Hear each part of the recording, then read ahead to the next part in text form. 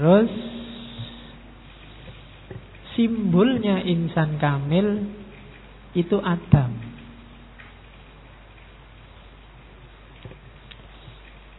Ya, jadi kenapa Adam? Ya kalau pingin ngerti manusia yang original kan Adam. Adam itu di jasmaninya diciptakan dalam citra alam, rohaninya diciptakan dalam citra Tuhan. Kalau dalam bahasa lain, Tuhan itu meringkas semua ciptaannya dalam manusia. Dalam dirimu ada alam semesta, ada malaikat, bahkan mungkin ada jin, ada setan. Bisa.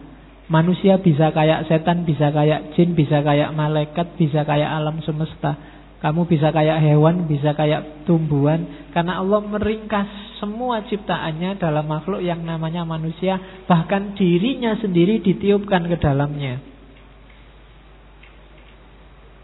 Jadi itulah hakikatnya manusia. Oke. Dalam citranya itu seperti apa sih Pak? Wa khalaqa Adam ala suratihi. Apa sih maksudnya manusia diciptakan dalam citra? Kamu kan bingung dengan kata-kata citra itu. SBY sukanya pencitraan.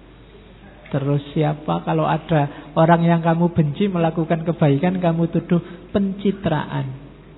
Apa sih janjane citra itu? Jadi yang dimaksud ala suratihi itu dalam diri manusia diberikan semua nama-nama Tuhan sebagai potensi karakternya. Semua nama Tuhan, sebut saja Asmaul Husna, itu dalam dirimu ada semua. Rahman, Rahim, bahkan Khalik, Musawwir, Ra'uf, dan seterusnya itu. Kamu punya semua karakter itu. Pencipta, manusia bisa banyak mencipta. Dia punya sifat namanya kreatif. Ya kan? Sampai lahir gelas, lahir teh. Ini kan pencipta.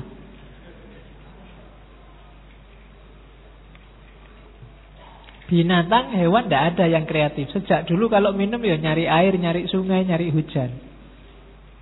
Ayam, kambing nggak pernah punya ide bikin teh yuk, bikin kopi yuk, tidak ada. Pokoknya air ya diminum aja. Dia tidak bisa kreatif.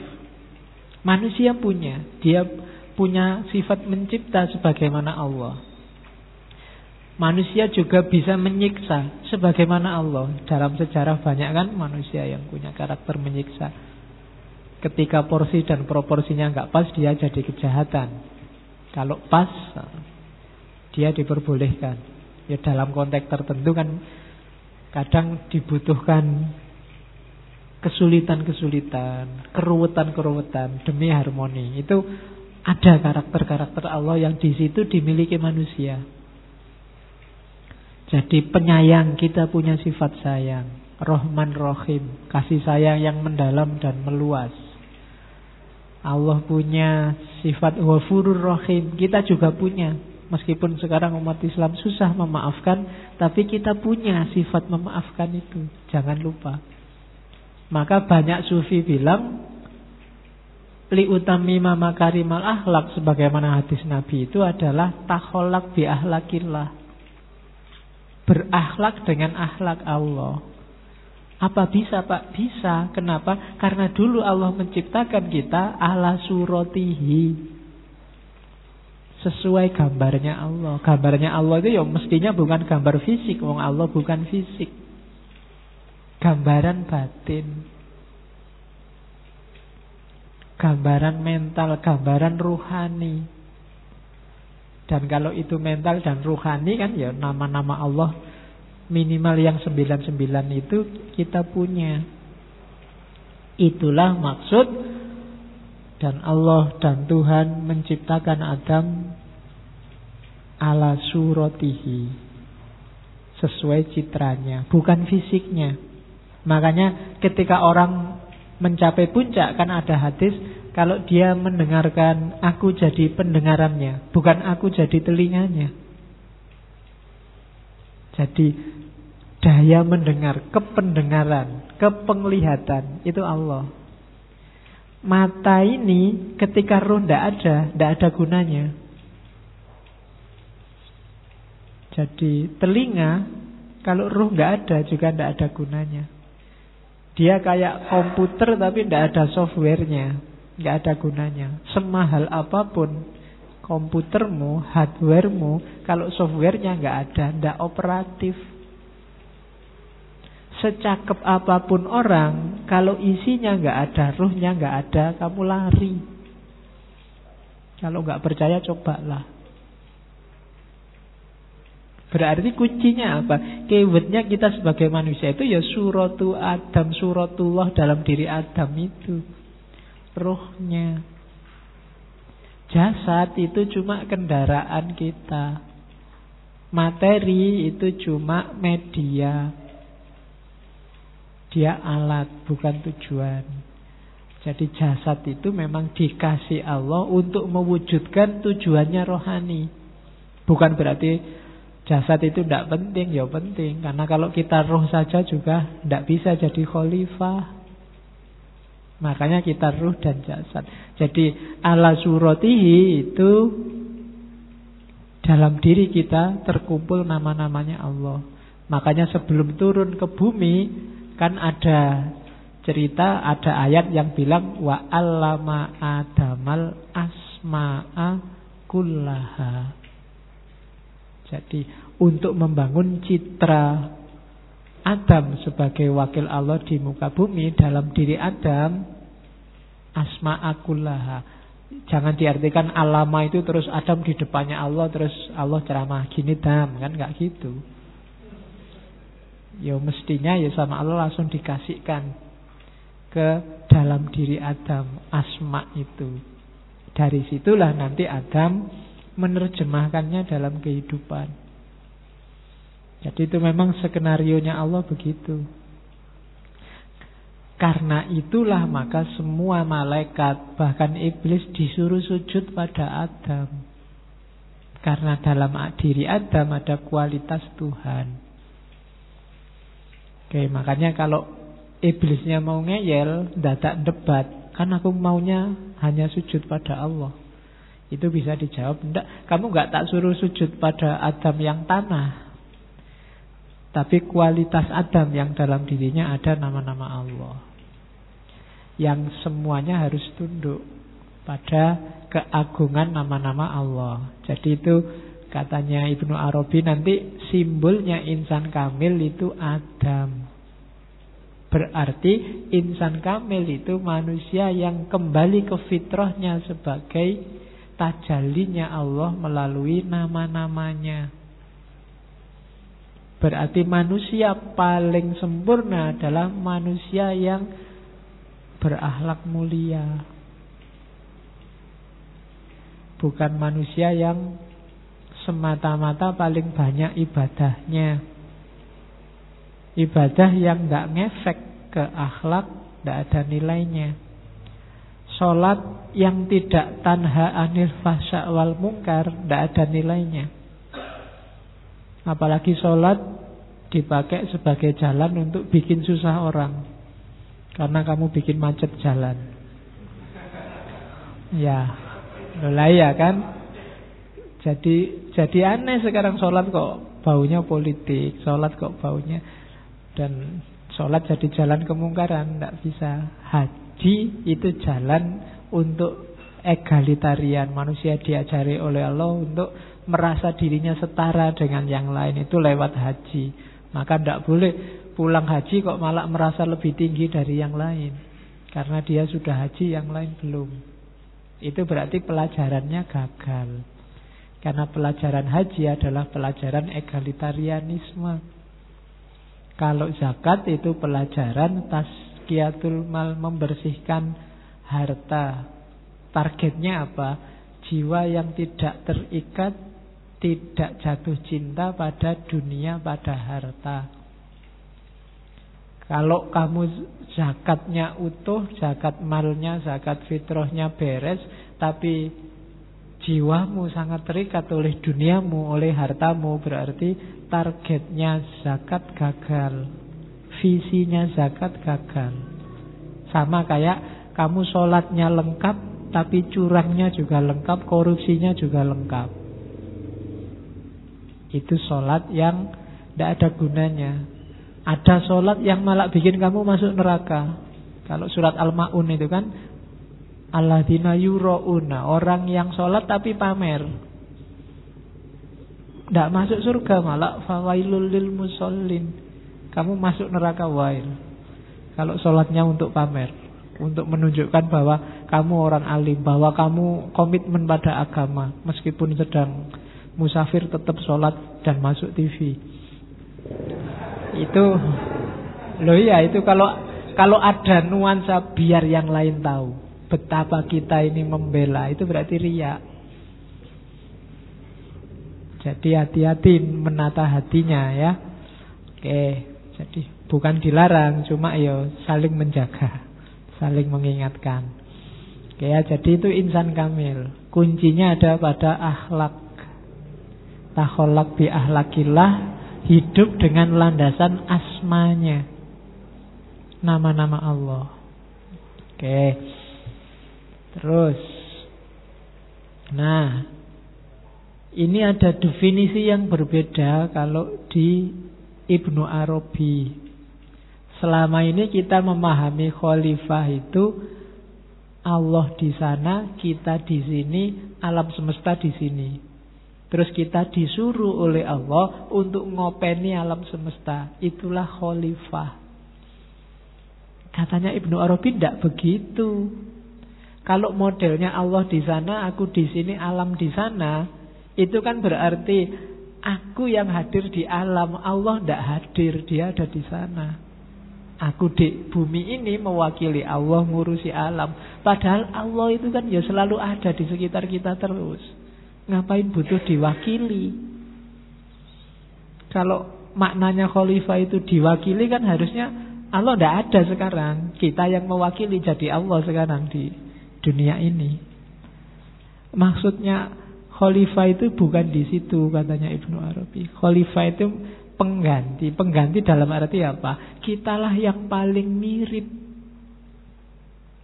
dengan Allah di antara semua makhluk lainnya. Jadi khalifatullah fil ardi adalah makhluk yang paling dekat karakternya dengan Allah di muka bumi. Maka ketika kamu nanti takholak bi ahlakillah, itulah jati dirimu yang sejati. Kalau kamu tidak melakukan itu di muka bumi, berarti kamu sedang mendistorsi hakikatmu sebagai manusia. Jadi rumusannya begitu. Karena awas salah, katanya Ibnu Arabi. Kayak Barat kan merasa kitalah yang menguasai dunia, alam semesta, mari kita taklukkan, kita tundukkan semuanya di bawah kekuasaan kita. Akhirnya diperas habis-habisan alam, kita nanti bingung sekian ratus tahun ke depan sumber daya habis. Itu salah memposisikan makna khalifah. Jadi khalifah itu penggantinya Allah. Bukan berarti Allah tidak hadir. Allah itu selalu hadir. Cuma kitalah yang paling dekat, paling mirip dengan Allah. Sehingga kekamilan kita, kesempurnaan kita sebagai insan adalah ketika kita semakin mirip dengan Allah.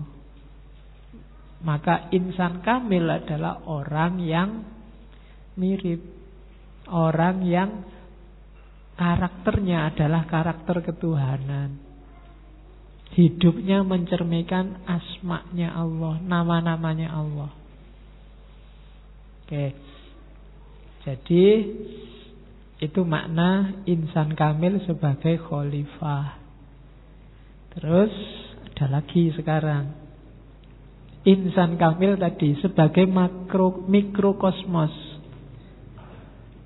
Mikrokosmos itu positioningnya, kalau dalam dirimu ini kan tadi saya bilang, kuncinya dirimu kan di roh. Sama, alam semesta ini kuncinya ada di manusia. Posisinya manusia yang mikrokosmos di depan makrokosmos itu sama kayak posisinya roh dalam diri manusia. Jadi insan kamil inilah yang menjamin bumi ini, dunia ini masih hidup. Kalau tidak ada lagi insan kamil, semuanya isinya binatang, setan, itulah saatnya kiamat. Kenapa? Tidak ada ruhnya lagi sudah. Makanya ada hadis, selama masih disebut nama Allah, berarti masih ada orang yang berperilaku sebagai insan kamil, berakhlak dengan akhlaknya Allah, kiamat tidak akan terjadi. Berarti apa? Ruhnya masih ada, masih hidup. Tapi begitu insan kamilnya tidak ada, ruhnya hilang. Jadi itulah posisinya manusia. Jadi manusia itu penting. Maka kamu jangan nakal-nakal, nanti kiamatnya cepat. Semakin habis insan kamil, ya semakin dekat kita sama kiamat. Kenapa? Karena kita ruhnya. Rusaknya dunia ya karena manusia, harmoninya dunia karena manusia. Jangan salah. Tidak karena yang lain. Ya kan? Kenapa kok ozon robek? Kamu kan selalu menyalahkan ini karena pemanasan global. Ya tidak, pemanasan global ya ujungnya manusia. Banyak bencana. Kalau dicermati nanti ujungnya ketemunya manusia lagi. Banjir Pak sekarang. Ya mesti manusia. Kalau nggak percaya coba dicek. Ya kan? Jadi diri kita ternyata tidak mencerminkan asma Allah dalam banyak hal.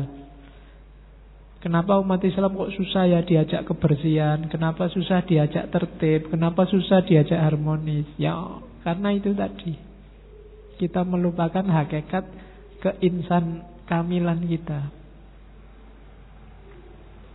Jadi jadilah manusia yang sejati, yang utuh. Jadilah insan kamil, biar umurnya dunia ini masih lama. Kalau enggak, begitu kita kehabisan stok insan kamil, yang tersisa berarti tinggal ya al-insan al-hayawan. Makanya ada hadis yang bilang generasi yang mengalami kiamat adalah sejelek-jeleknya generasi. Karena apa?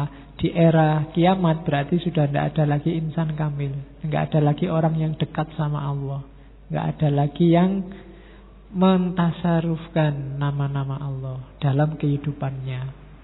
Jadi insan kamil itu khalifah dan sekaligus mikrokosmos. Dia cerminan citranya Allah di muka bumi, dan dia kunci dari ketertiban dunia dan kehidupannya. Posisinya kayak roh di atas jasad. Dan alam semesta ini kan memang disediakan oleh Allah untuk manusia, untuk rohnya, untuk intinya. Maka kamu gak perlu sungkan-sungkan, Pak saya mau membelih ayam Pak, tapi kok kasihan ya. Tidak apa-apa kalau memang butuh itu. Tidak dosa, diperbolehkan sama Allah. Kamu korban, ada yang belih besar-besaran sapi, kambing, terus kamu wah ini pembantaian besar-besaran. Ya kalau memang diperlukan, dibutuhkan, tidak apa-apa. Jadi karena alam ini untuk kita, cuma hati-hati itu tadi, jangan berlebihan juga jangan kekurangan. Berlebihan akibatnya harmoninya rusak. Kalau harmoni, biasanya kalau sudah berlebihan apa kekurangan, itu yang bunyi sudah kebinatangan, bukan lagi kekamilan. Jadi ditugas kita sebagai manusia untuk mewujudkan amanah dari Allah sebagai mikrokosmos dan sebagai khalifah. Terus kalau di Futuhat diibaratkan manusia dan alam itu kayak apa ya? alam ini kayak harta bendanya Allah, manusia ini kayak segelnya, kayak gemboknya atau stempelnya lah kalau hari ini. Jadi mutiaranya, isinya alam semesta kalau itu dianggap mutiara, stempelnya yang menjaga barang ini jadi kunci. Selama kuncinya ada, barangnya aman. Tapi kalau kuncinya nggak ada, habis. Itu kenapa begitu insan kamil nggak ada, kiamat. Sama kayak kamu punya peti, isinya barang-barang berharga, gemboknya hilang. Wassalam. Wong kadang-kadang gemboknya ada aja dicongkel, apalagi gemboknya hilang. Dan insan kamil itu gemboknya ini tadi yang mengamankan. Dunia ini khazanahnya Allah, alam semesta khazanah Allah. Gembok ini kan mewakili kehadiran yang punya peti, yang punya barang. Dengan adanya gembok, barangnya aman. Itulah kenapa manusia disebut khalifah. Jadi manusia jadi wakilnya Allah. Dengan adanya manusia yang mewakili Allah, alam semesta aman. Dengan adanya gemboknya yang mengamankan barang, isinya aman. Oke. Jadi itulah posisinya Adam di atas alam semesta. Posisinya manusia di atas alam semesta. Oke ya. Jadi jangan malah kontraproduktif. Kontraproduktif itu gemboknya malah ngerusak isinya. Itu yang banyak terjadi hari ini. Harusnya mengamankan malah merusak. Itu manusia. Oke. Ya contohnya banyak. Tinggal kamu cari sekelilingmu. Yang harusnya bikin aman malah bikin kacau. Akibatnya apa? Ya rasakan sendiri. Ketika yang di dalam rusak, ya otomatis gemboknya juga tidak selamat. Kalau yang di dalam karatan, gemboknya juga akan ikut karatan.